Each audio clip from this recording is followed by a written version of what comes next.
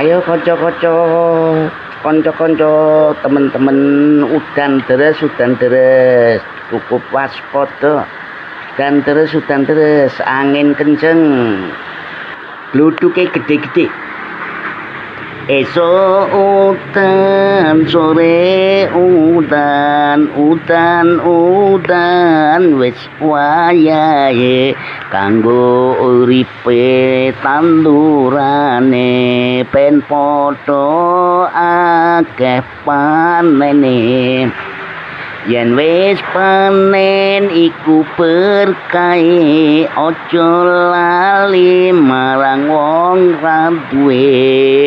Bungane akeh ijabahe kanggo nuduhake rasa syukure. Aja lali marang pangerane kanggo bekti marang uripe, tansah syukur karo nikmate ben slamet donya lan akhirate.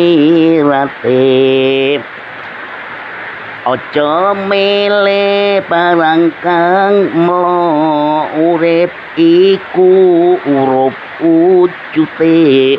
Manungsa mung ngunduh waing pakartine, sepi ing pamrih, rame ing gawe.